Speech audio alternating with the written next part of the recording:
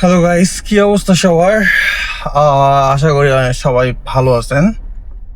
তো আজকে আবার নতুন একটা ভিডিও নিয়ে আসলাম। আজকের ভিডিওর টপিকটা একটু লাস্ট ভিডিওতে আমি অবশ্য বলছিলাম যে আজকে ভিডিওটা হচ্ছে মাইলেজ ইকোনমি নিয়ে, যে আমরা কিভাবে গাড়িতে বেটার মাইলেজ পাবো, কি কি বিষয়গুলো ভালো মাইলেজের জন্য আমাদেরকে মাথায় রাখতে হবে। হ্যাঁ, সেটা নিয়ে মেইনলি আজকের ভিডিও। তো লাস্ট দুটো ভিডিওতে আমি হচ্ছে গ্যাসে আর তেলে আমাদের আপনার non hybrid Axio, Premio, VVT ইঞ্জিনে যে গাড়িগুলো আছে এগুলোতে কিরকম মাইলেজ পাওয়া যায়, আমাদের কস্টিং কেমন, হ্যাঁ এই জিনিসগুলো নিয়ে আমরা ভিডিও করছিলাম। যারা ভিডিওটা দেখেন নাই তারা ভিডিওটা দেখে আসতে পারেন, আই বাটনে দেওয়া আছে, ভিডিও ডিসক্রিপশনে দেওয়া আছে। আর এখন যে জিনিসটা নিয়ে আমরা ভিডিওটা করব সেটা হচ্ছে কিভাবে বেটার মাইলেজ, কি গাড়িতে কি কি কি বলবো, গাড়িতে কি কি ঠিক থাকলে আমরা মোটামুটি বেটার মাইলেজ পাবো। হ্যাঁ, তো সেটা নিয়ে আজকে আলোচনা করব। প্রথমেই যে বিষয়টা আসলে আজকে ক্লিয়ার করবো সেটা হচ্ছে মাইলেজ। একটা গাড়িতে ভালো মাইলেজ পাওয়ার জন্য অবশ্যই বেশ কিছু জিনিসের উপরে আসলে বেশ কিছু জিনিসের উপর ডিপেন্ড করে। হ্যাঁ, প্রথম হচ্ছে গুড কোয়ালিটি ফুয়েল, হ্যাঁ ভালো কোয়ালিটির তেল লাগবে, ঠিক আছে। তারপর হচ্ছে আপনার টায়ার প্রেশার। হ্যাঁ, এই দুইটা হচ্ছে রেগুলার ড্রাইভিং এর ক্ষেত্রে যে জিনিসগুলো আমাদেরকে মেনটেন করতে হয়।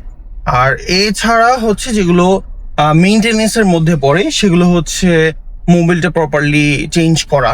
হ্যাঁ, তারপরে খুব ইম্পর্টেন্ট একটা বিষয় হচ্ছে এয়ার ফিল্টার, মোবিল ফিল্টারটা নিয়মিত চেঞ্জ রাখা। বিশেষ করে এয়ার ফিল্টারটা নিয়ে অনেকেই আমি দেখছি খুব অবহেলা করে। হ্যাঁ, বাট একটা এয়ার ফিল্টারের দাম কিন্তু খুব বেশি না। বা দাম যদি কোনো গাড়িতে যদি এয়ার ফিল্টারের দাম বেশিও হয়, তাও আপনার এয়ার ফিল্টারটা যে মেইনলি যখন এয়ার ফিল্টারটা পুরানো হয়ে যায়, ময়লা হয়ে যায়, তখন কিন্তু ওইটাতে হচ্ছে আপনার ডাস্ট জমে যায়। হ্যাঁ, এই জন্য এয়ার ইনটেকটা ইঞ্জিনে ঠিক মতো হয় না, তখন বেশি ফুয়েল বার্ন হয়। তো এয়ার ফিল্টারটা নিয়মিত চেঞ্জ করা। হ্যাঁ, তো একটা একটা করে আমি আসলে এইভাবে বললে হবে না, একটা একটা করে বলি।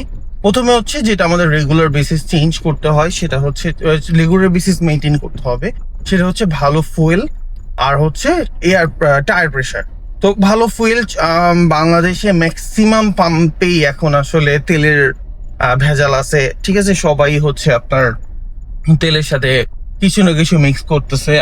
অনেকে বলে কেরোসিন মিক্স করে, অনেকে বলে মিক্স করে, আমি আসলে জানি না কোনটা মিক্স করা হয়, বাট এইটার কারণে আমাদের ফুয়েল ইকোনমিটা অনেক কমে যেতেছে। হ্যাঁ, ফুয়েলের কোয়ালিটিটা খারাপ পাওয়া যাচ্ছে। সো চেষ্টা করতে হবে যতটুকু সম্ভব ভালো ফুয়েল পাওয়া যায়, ফুয়েলের কোয়ালিটিটা ভালো, কোনো কিছু মিক্স নেই এরকম তেল নেওয়ার। সেই ক্ষেত্রে আমরা একটা ভালো মাইলেজ পাওয়ার এক্সপেকটেশন রাখতে পারি। ওকে, দেন যেটা হচ্ছে আপনার আমরা যেটা করতে হবে, টায়ার প্রেশার। এইটা খুবই ইম্পর্টেন্ট একটা বিষয়।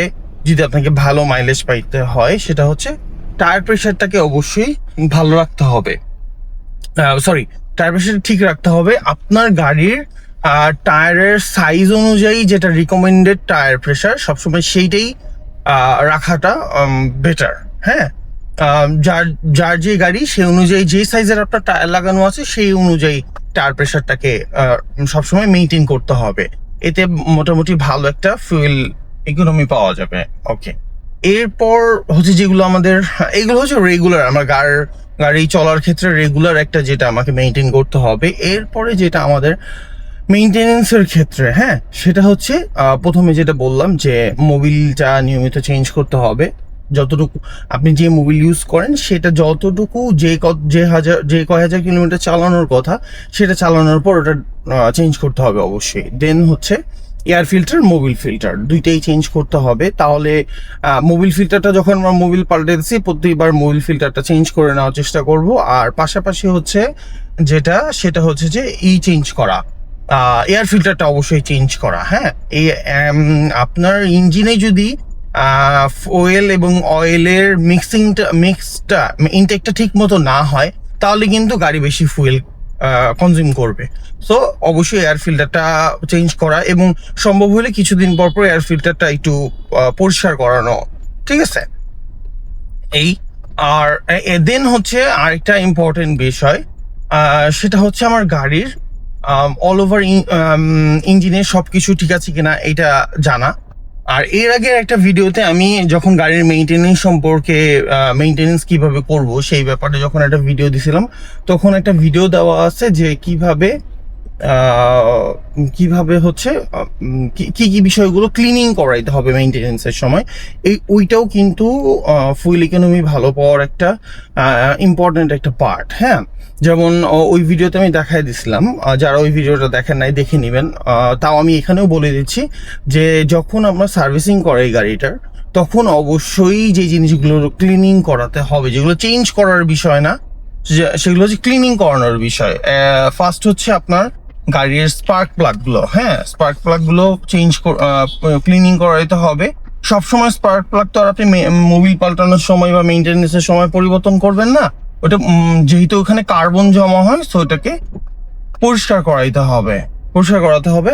আর আরেকটা বিষয় হচ্ছে দেখাই দিছিলাম আমি বাটারফ্লাইটা ক্লিনিং করানো। হ্যাঁ, প্রপারলি বাটারফ্লাইটা খুলে ক্লিনিং করাইতে হবে। তাহলে কারণ ওখানেও প্রচুর কার্বন ডিপোজিট হয়, কার্বন ডিপোজিটের কারণে গাড়ি কিন্তু স্বাভাবিকভাবেই ফুয়েল বেশি কনজিউম করবে।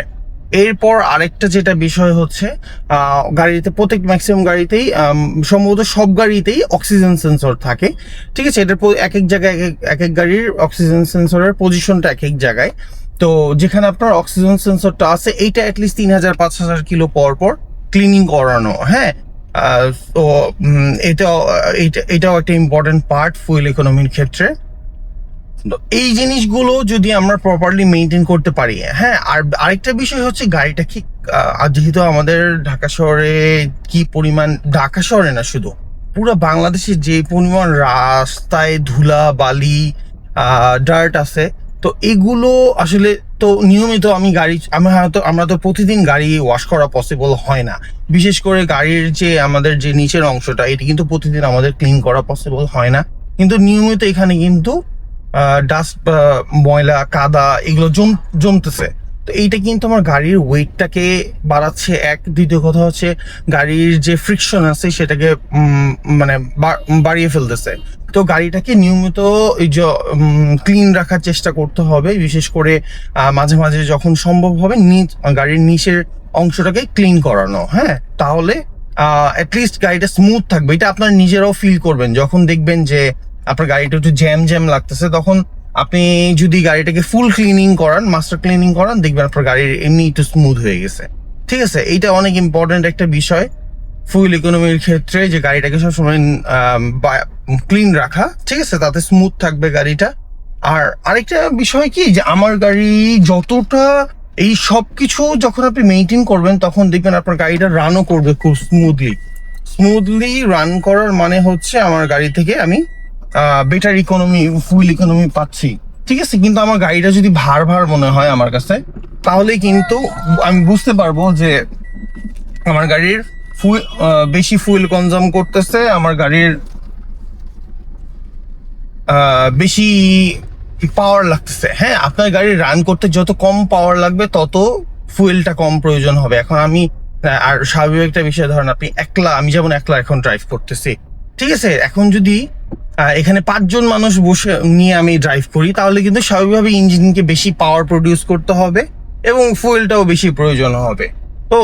তো যেগুলো আরো হয়তো কিছু পয়েন্ট আছে যেগুলো আমি হয়তো যদি মিস করে যেয়ে থাকি, আপনারাও জানায় দিবেন আমাকে যে এই পয়েন্টসগুলো আরো আছে, আমিও জানলাম। বাট রেগুলার লাইফে ড্রাইভিং এর সময় আমি যে জিনিসগুলো মেনটেন করি, সেগুলো সবগুলোই আসলে আমি বলে দিলাম যে এই বিষয়গুলো মেনটেন করলে আশা করা যাচ্ছে আমরা একটা ভালো ফুয়েল ইকোনমি পাবো।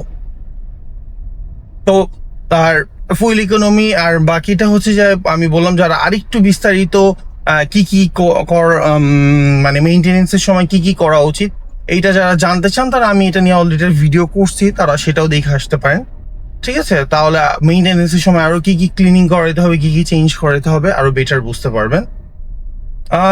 তো আজকে এইটাই। আশা করি ভিডিওটা সবার ভালো লাগছে। আর যার যদি এই ভিডিও সম্পর্কে কোনো মতামত থাকে তাহলে অবশ্যই আমাকে কমেন্ট বক্সে জানাবেন। প্লাস হচ্ছে নেক্সটে দেখা যাক কি নিয়ে ভিডিও করা যায়। এখনো আসলে চিন্তা করি নাই কি নিয়ে ভিডিও নিয়ে আসবো, বাট হোপফুলি আপনাদের ইনফরমেশন দেওয়া যাবে, আপনাদের ড্রাইভিং এর আরো ইমপ্রুভমেন্ট করা যাবে এরকম বিষয় নিয়েই ভিডিও দেওয়ার চেষ্টা করব। সেই পর্যন্ত সবাই ভালো থাকবেন। আসসালামু আলাইকুম।